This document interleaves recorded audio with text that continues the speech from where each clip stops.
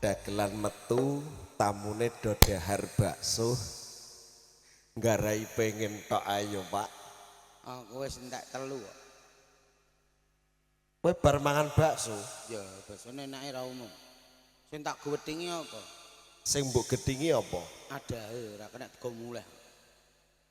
Lah saiki kowe iki dagelan kok arep go muleh ada bakso iki lho. Tak arep go apa? Tak kira ora atom ya, tak go muleh tak go asbak cah bareng tak tumpangi rokok ndledek. Lah wong kuwi gabus kok. Lah iya. Nek baksone sing digawe ora apa-apa. Wah kondang pentole Pak Sukardi kuwedi-kuwedi kok. Pentole Pak Sukardi. Gedene sak pira, Pak? Wah, men lho. Inuk malah mine Buparti, malah inuke ra umum. Nek mine Buparti, malah jiret untu. Mi kok jiret untu to, Pak? Lah tak cokot iso mbulet kok. Aku nek ngrembug bakso iki trauma wingi ya. Nyapa? Aku iki bar tukaran karo bakul bakso. Lho, tukaran bakul bakso. Ah, bakul bakso saiki sok tau ora bayar paling. Ngenyek. Lah kok ora balik kok nganti tukaran iki paling ora bayar. Nek duit aku duwe, tukaranku iku ora kok perkara aku ora bayar ora, Pak. Ya terus.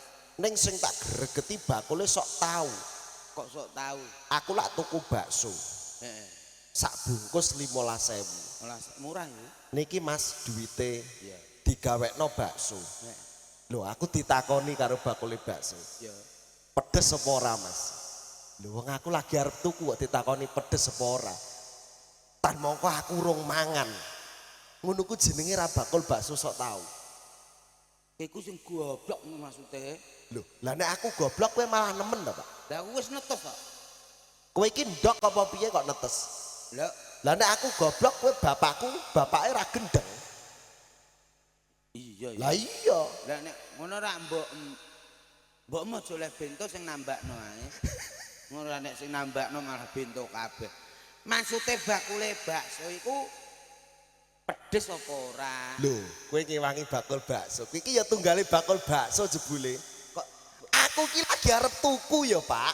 Urung mangan. Urung ngicipi, urung mangan. Ya urung ngerti pedes lan orane. Terus bakule bakso muni piye? Mas pedes apa ora?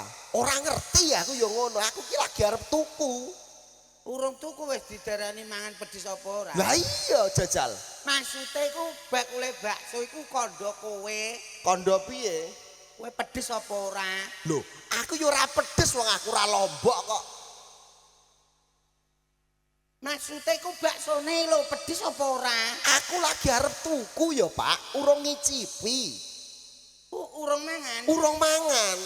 Lah iya maksude iki nganggo lombok apa ora? Pedes apa ora? Maksudnya iku rasane. Rasane iku lho bakso pedes apa ora? Ya aku urung ngicipi ya, Pak. Bakule bakso jek dodol ta. Ijeh. Ayo diparani digoling. Oh gregeten ae. Lah aku ki ngrembug perkara bakso Maksude kok. kowe iki nek tuku engko. Maksude engko. Heeh. Iki pedes apa ora? Urung rasakno. Oh alah padha karo Bu Parti mang aku. Lah nek Bu Parti gini. Aku lagi nampani bakso nek enak ndorno urung mangan ti Parti aku ya. Lho.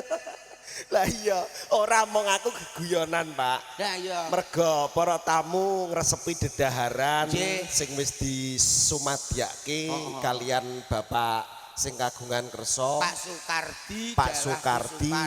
Bu Suparti. dalah Bu Suparti. Iki apa jenenge tasyakuran walimatul aurus mantenane Mbak Halal Bihalal. Lho, kok halal Karo bihalal to, Pak? Mas Bondan Pratama jenenge angile ra umum kok. Hamil apa? Hamil. Tim Parti anak jenenge sapa le? Soto. Angile ra umum. Lah kowe iki ngerti asmane apa ora? Hamil sapa ora wis. Pak bangeten. Wong asmane nganten kok ora paham. Jare nganteni wedok kon rene nggawa saweran ti Parti. Wong edan Lah rene nganggur gak isin. malah mbok kon nggawa saweran. Lah gene lan. Isin-isine wong dagelan kok ngongkon nganten nggawa saweran ngono ku secara gak langsung kowe padha karo njaluk saweran. Kentuk. Dagelan kok njaluk saweran, dagelan kuwi nek njaluk saweran utawa ngetokke tembung njaluk saweran kuwi dosa, Pak. Bisa ya. Dosa. Iya. Ning luweh dosa neh nek rada gelem nyawer. Nek alah kocok. Padha ae. Lah iya padha ae kok iso. Maksude ora ngono. Putrane sing estri Mbak Parti. Mbak Parti. Lu malah jadwal wangi Malah manggono. kok Sakura undangane. Asmane ngantene Omam kok erek sengenge leh di Parti. blereng ya, Pak. Iya. Kok daleme putra putrine Pak Sukardi dalah Bu Suparti. Heeh. Iki entuk Mas Bondan Pratama.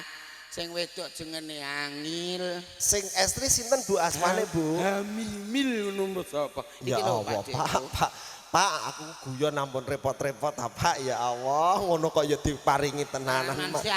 Sugeng riyadi minal aidin wal faizin, Pak, ya Allah, ngene iki lho, Pak, aku jane sungkan bareng kowe ngetokke tembung saweran terus disawer.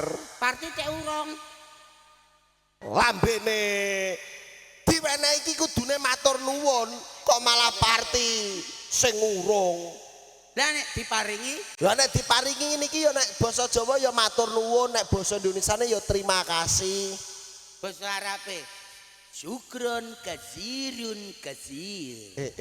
Kowe ketoke kok pinter basa Arab. Lho aku bal nguntal Quran tek loro kok mbok dakno. Lho kowe iki Fir'aun to apa kok Quran kok mbok untal. Quran iki wajibe diwaca. Maksude iki aku wis hatam Khatam. Kowe teko jus pira? jus 23 aku loro wis warek aku kok. Lho. Kok loro wis marek iki jus apa? Apokat karo wortel. Ya Allah Gusti, maksudnya jus urut-urutane nek maca Al-Qur'an iki lho. Wis tak urut. Ndek sore ya tak urut karo mbokm tak jus pindho. Langsung ngatakiatul aku. Iku gawe anak. Wong edan. Jus sik gawe.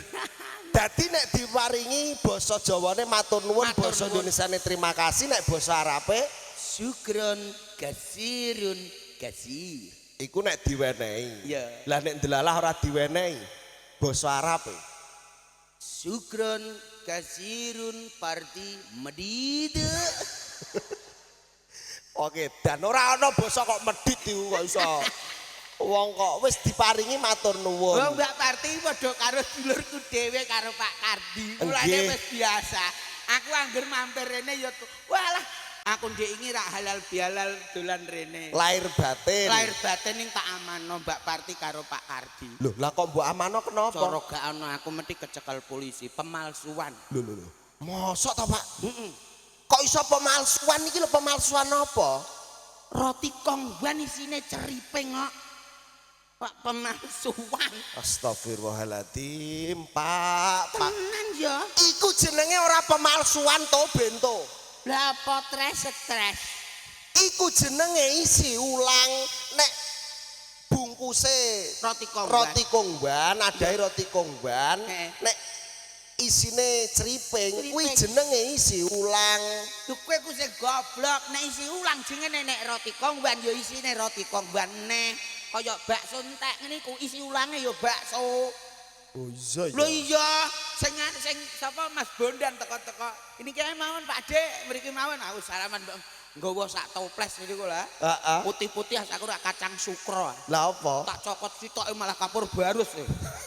Niki ajeng kula sebar teng lemari Pak Dik ngono. Kapur barus. Iya. Ngono ku ya mbok untal. Kelakon tak untale jagani nek menawa ustusku ana corone.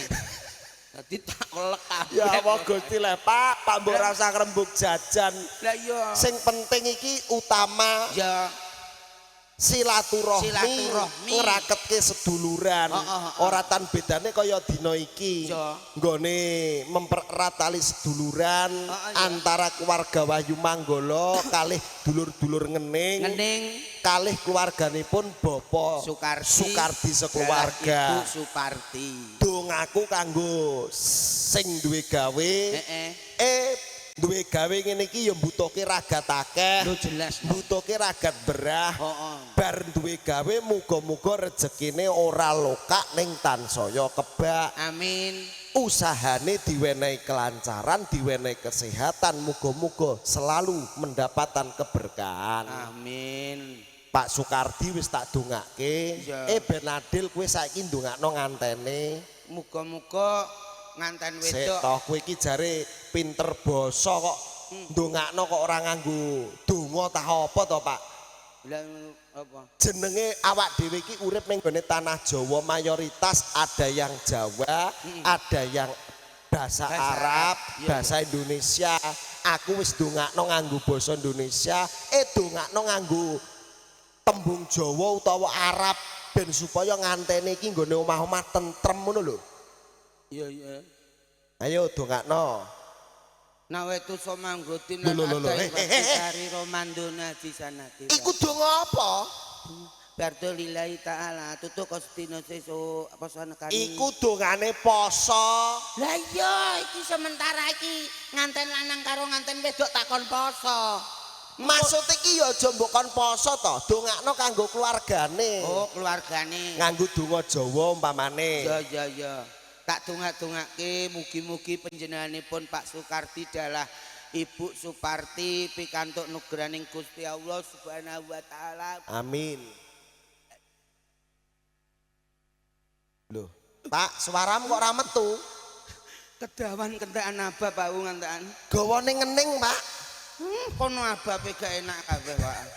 Tapi medeni aja rono. Aku mang lagekan lho, awan-awan mosok ana hantu ya. Loh, mosok ana hantu? Iya. Hantu apa? Ketoke kuntilanak. Loh, mosok toh? Mosok awan-awan ana kuntilanak? Lah mulane iku aku curiga, tapi kok suarane beda karo kuntilanak nggon aku. Bedane piye? Bedane nek kuntilanak nggon aku kan suarane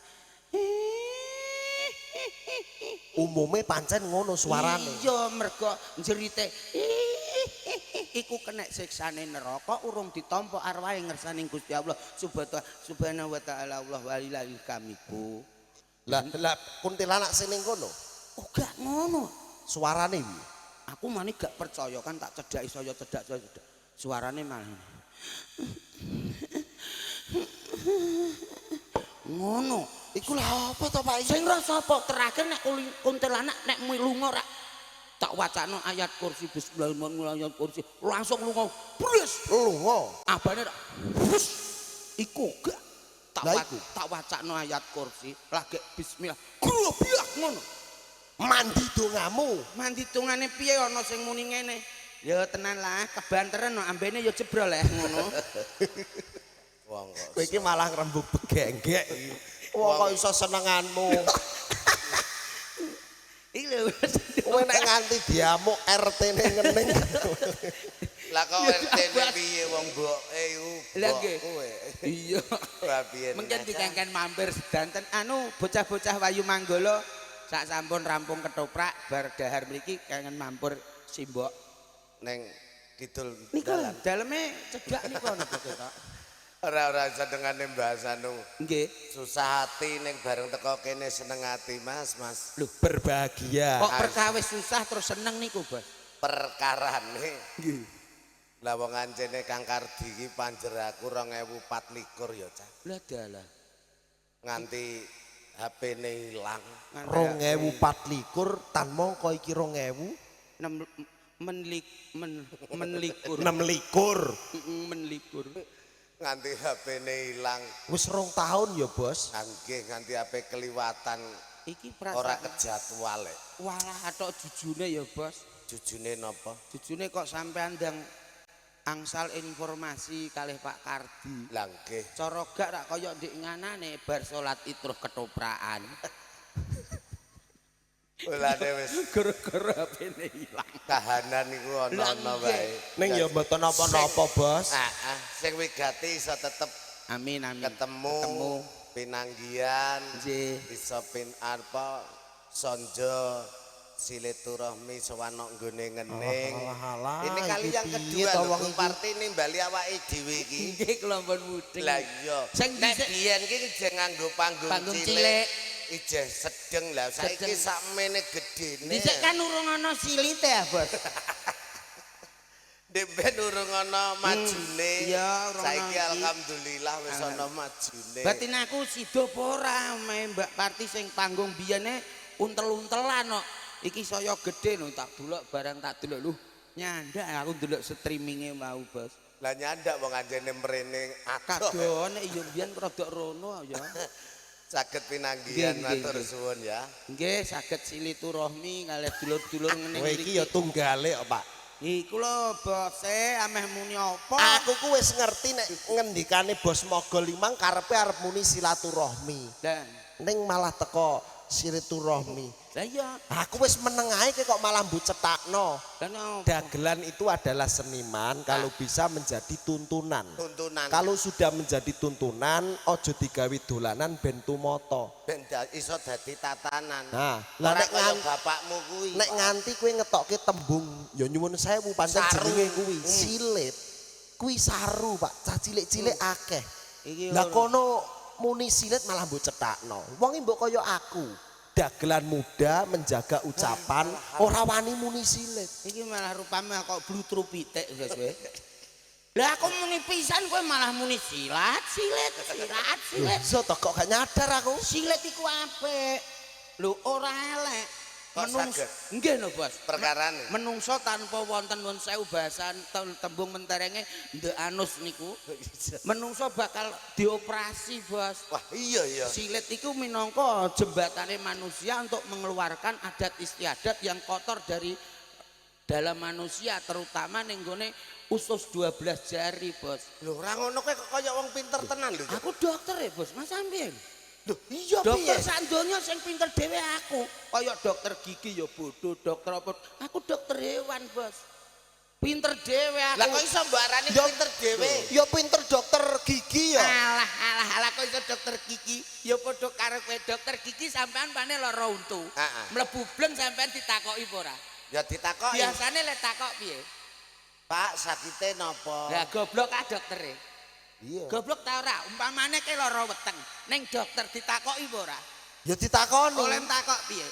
Larane napa? Goblok ta ora? Wis roh nek lara digawa rono kok ije ditakoki dokter hewan sing pinter.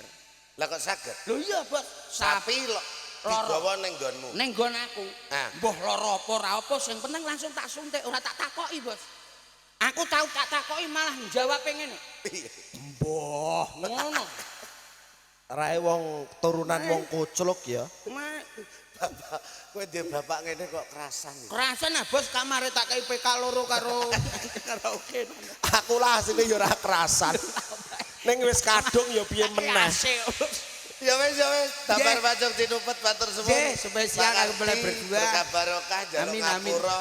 Wingi ana bingunge ngati sedilu. Oh nggih. Tapi saya tanggung jawab. Nggih. Mergo ini panjenengan iku wis pisanan mula le panjer kok. Nggih. Ning anjene miskontak Mas. Dadi Nggih, aku ya mohon maaf. Sepurane. Wingi upama kok jadwal kuwi ora ndang tak tokno. Kacau Ketelingsut kene pisan. Lah nggih jujune kok ndang diviralkan. Heeh. Iki spesial karo bosku Komo iki sesuk.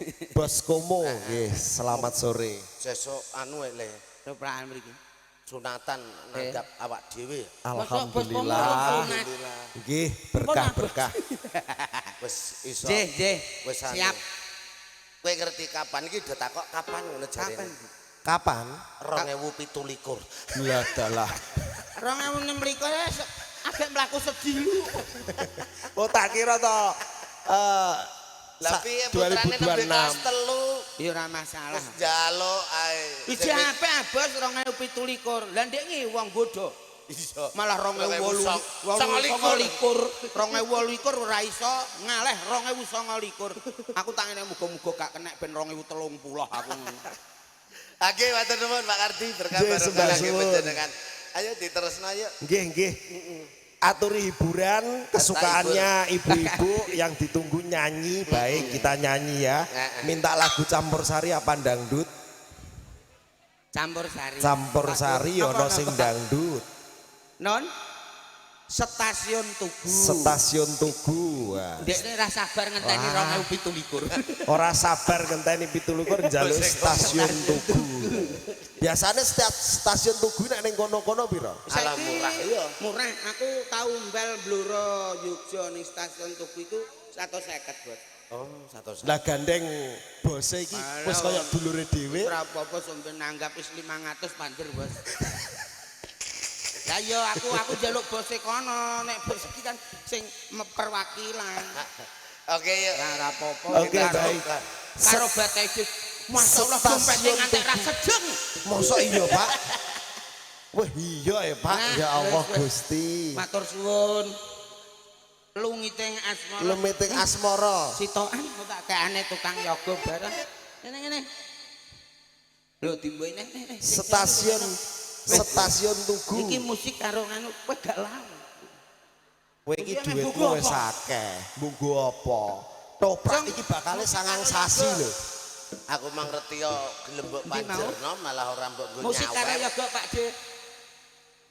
Lu ngiteng asmara sik ya. Nggih. Lungiting asmara. Terus dijablasno Stasiun Tugu. Monggo ya. Seketan karo anu Stasiun Tugu. Yuk. Lungiting asmara. Lungiting asmara spesial bosku sing stasiun Tugu siap pokoknya dikei kabeh Ya. angger njaluk gak njaluk medune lintang karo rubuhe langit ngono lho sama yo Lungiting Lungiting asmara.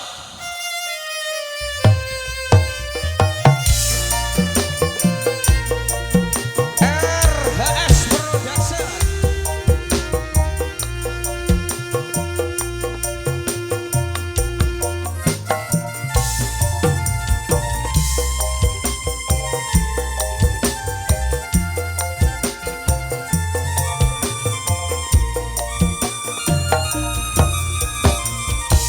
Sepro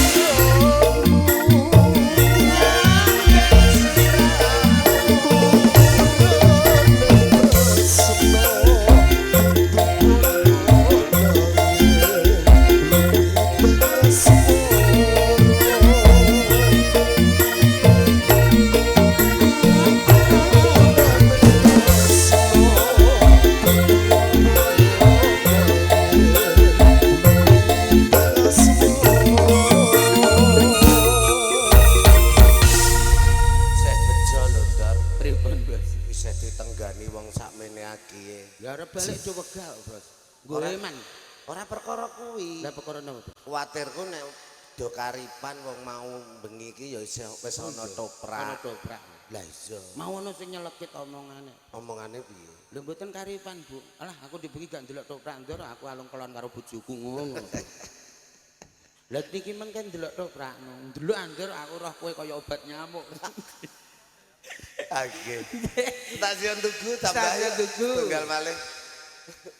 Mangke dalu anu panyuwunane Bupati dangdutan. Oh, dangdutan sore nggih. Kondisikan Mas Ari mana Mas Ari? Mas itu lho di balik anu kios es. Oh iya iya wis roh nek kono. Gowo bis piye? Nggo bis. Nanti anu Bu, karake sinten niku dereng dingker ngantek jamuren saja. Kowe udah gelan nang ngopeni karak. Pengen roh karak kowe. Tidak kok Iku iso. lho guri ora Wah, mbok alah. kandakno wonge malah mbok ingetno tok. Meripate. Iku tambah udan ya Mas. Oh iya Bu. Nggih pun ampun dingker Bu. Stasiun Stasiun Tugu. Pakde makasih. ya. Bosku sehat selalu.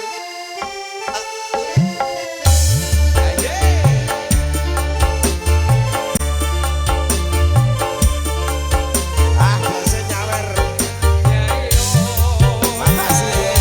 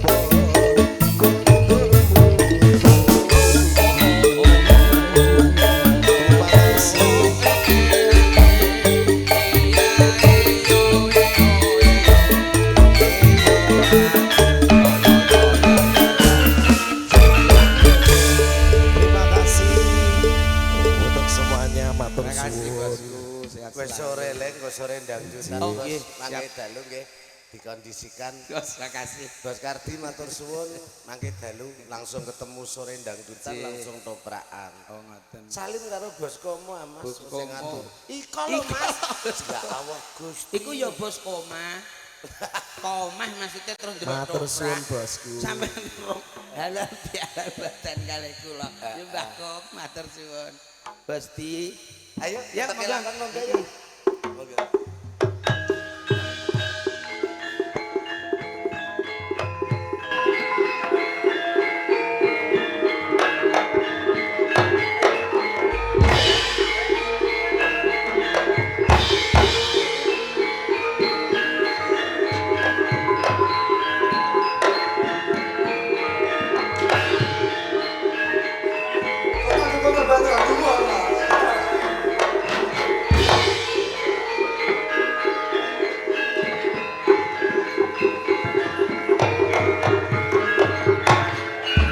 Mestu tiyang mring kautama pilihan priya sing iso hangayem aja nyawang derajat pangkat lan kalungguhan ning lambarana nganggo tresna ya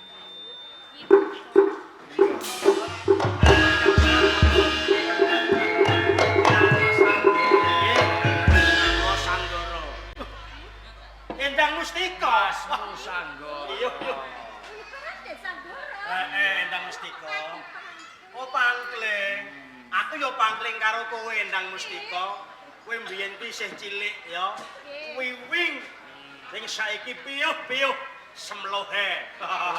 Taun masmu panen mbako ngurusi negara. Winantu ing Karaharyan mak mas anggir sang Pikantuk berkah saha pangestu panjenengan Bapa saking Jagaraga nuju wonten ing Putat Slawe kalis ing Rubida Widada lir ing Sambikala netepi wajib sungkem kula dikatur Bapa tinampi bingah anambahi raos kamulyaning gesang saya-saya ana tambahan kabar dene ndika niki sakniki wis dadi pangarsa piyai ingkang angka sepisan enten Jagaraga lho niku leres napa Bu saestu pangandika panjenengan menawi Sanggara wedal samenika sampun dados Hadipati tingkat 2 wonten ing Jagaraga. saestu Nggih. nek ngoten enten rong perkara tekane Sanggara ning kene siji kangen karo gurune loro mesti ana perkara sing kepengin diaturna Ku panjenengan landhep anggen maos. nggih landhep mergo wektune garek sedhela Nggih, leres Bapak. Anci suwan kula wonten ing Putat Slawe Nggih. wonten bab ingkang badhe kula aturaken ngenani kapribaden kula kalian kapribaden wonten ing Putat Slawe. Sawi dipun lahaken Anggen kula ngasta pradata wonten ing Jagaraga. Nggih. Menika kirang sampurna, Bapak. leripun Nanten kula deling para krama. oh Kula badhe nyuwun pailah lan pangestu panjenengan, kula badhe ngersakaken palakrama. mugia wanita ingkang kapilih saged handampingi panjenengan dongane wong tuwa namung kemawon panjenengan kok ngantos tedhak wonten ing Putat Slawe lajeng sinten ingkang kapiji dados wanita ingkang handampingi panjenengan Wanita ingkang kula kersakaken tumondok wonten ing Putat Slawe. Suminah Mboten. Sulastri Titih. lajeng sinten Endang Mustika piyambak. Mustika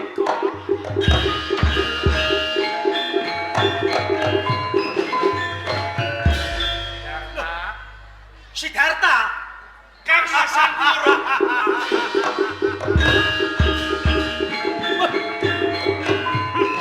Ih, kados pundi Kang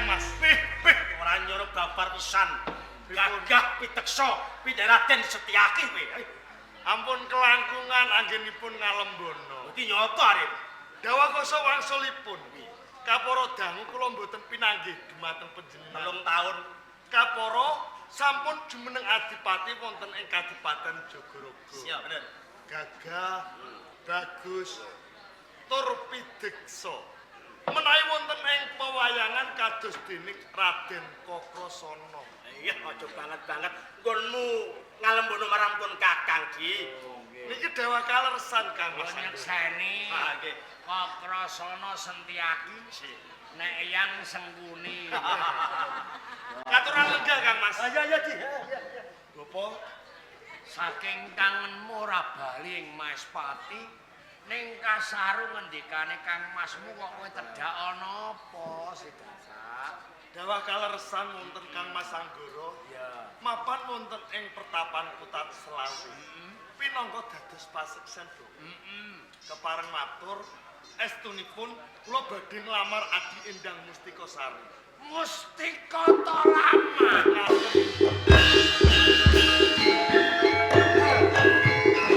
Kang Mas Anggara, Apa kowe nyemoni marang pun Kakang?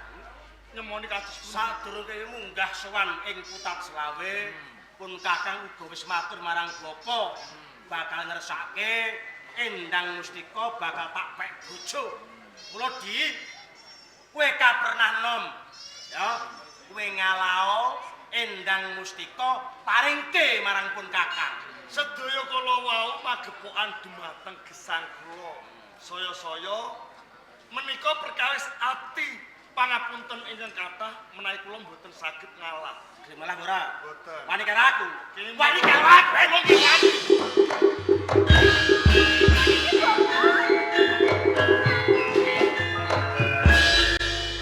Aduh, nengening pisan kok do gendro iki perkarane napa?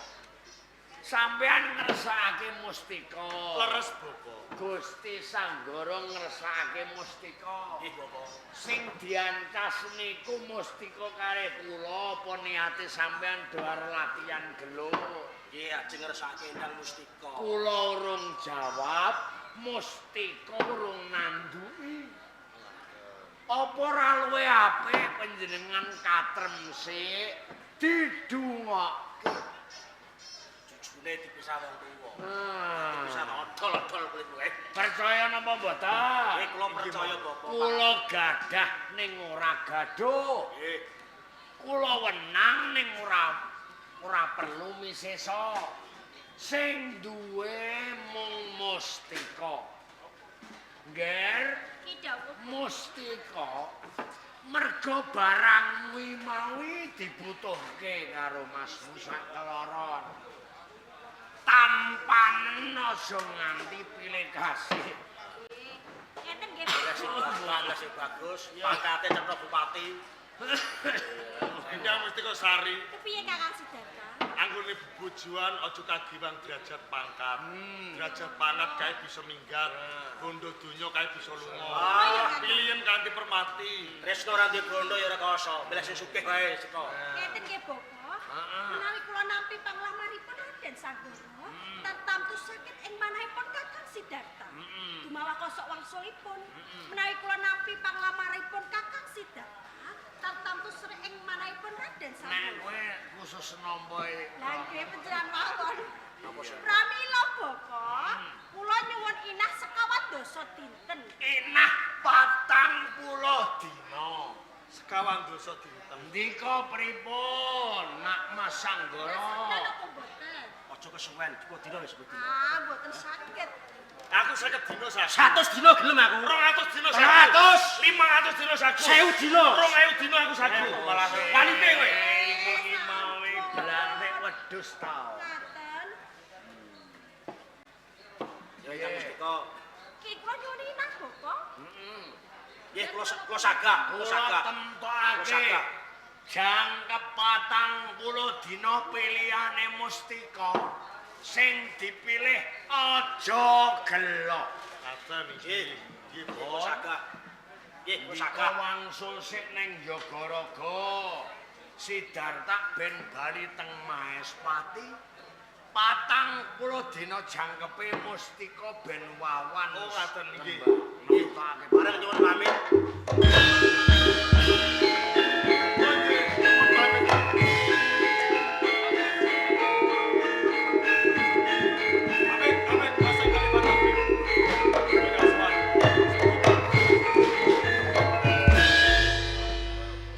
Menawi mboten salah Kanjeng Adipati Kokatong.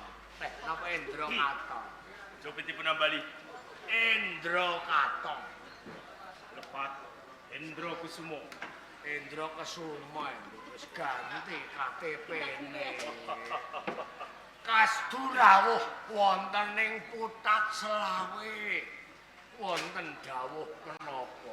Napa leres panjenengan Bapak Sikutomo? Kula Gutama.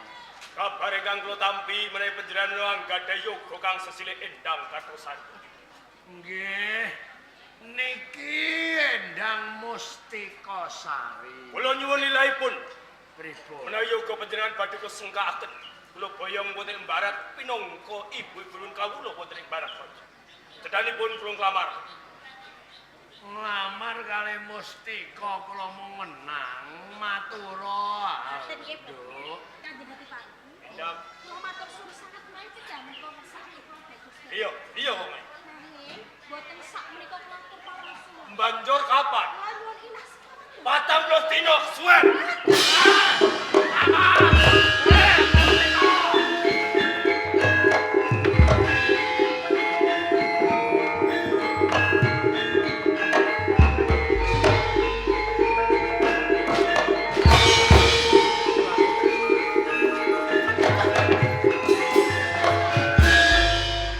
Mergo kaya adikku aku pengen duweni bojoku iki. Manipun kula boten. Gelem apa ora?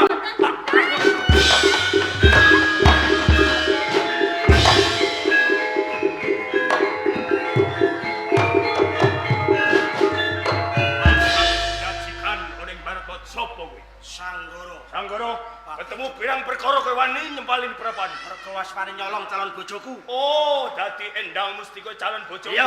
Tak rebut karo kekuatan. Oh, madah gedhe.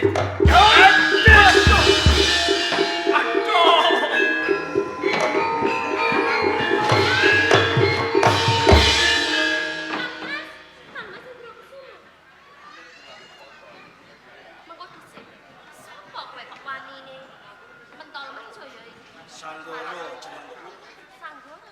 Sing mateni sedulurmu sing Hendra Kusuma. Dadi kowe sing mateni.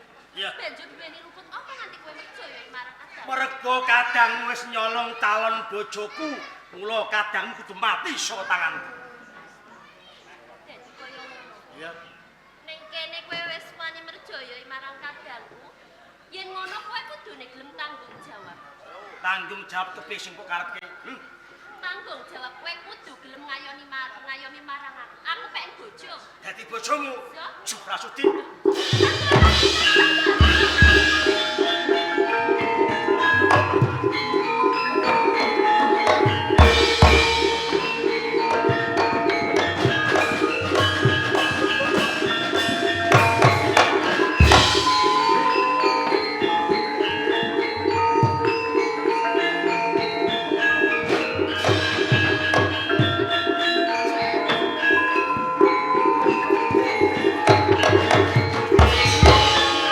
Bingung tenan Mustika.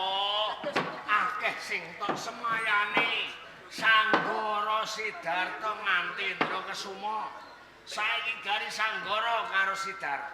Selametku mergo murid-muridku. Saiki kowe nemtono sing cetha jelas blokos toblak kutang ora tedeng aleng-aleng. Sak menika Bapak. Iya.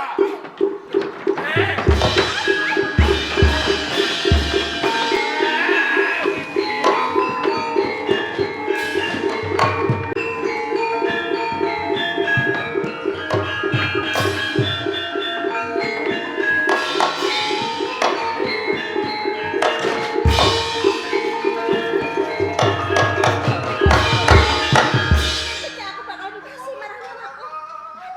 Endang Mustika Sari.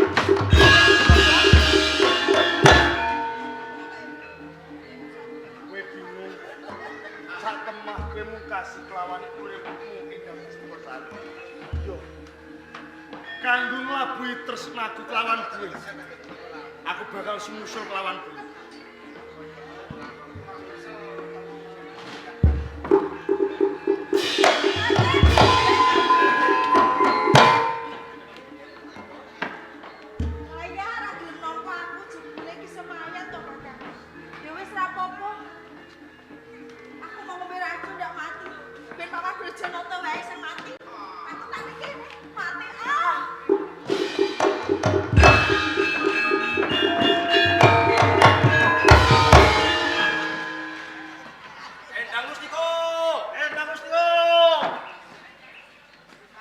Waduh turu ning kene kabeh. Yang. Lho, ayo yen ono pemati lan mesti.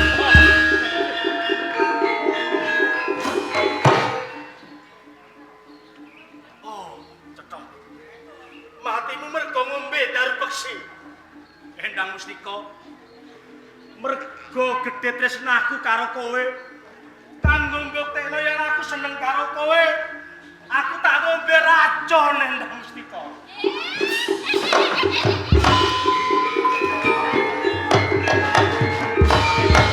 Racune ngene karo kene. Racun kok diombe? Apa ya kowe iki kepengin mati? Lah wong urip kepenake ngene kok kepengin mati. Mergo wong wadon sing tak tresnani wis mati. Apa gunane aku urip yen to ora sandingan karo wong sak tresnani? Ning kene isih ana Indrawati.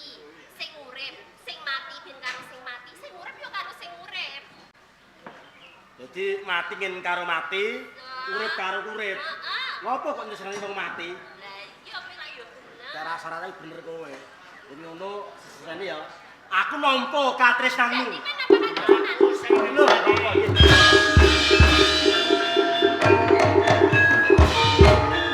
Tembung sing urip kali sing urip, sing mati kali sing mati. Sejatine urip kabeh. Loh, mati iki pun mati. Wis sanjang sinten. Nggih, segone wis do ditata ning mburi ndang tangi. Endang Mustika, Endang Mustika. Endang Mustika, Urip, urip. Janjine mau piye? Urip. Iki kudu ditutul silite ben do urip.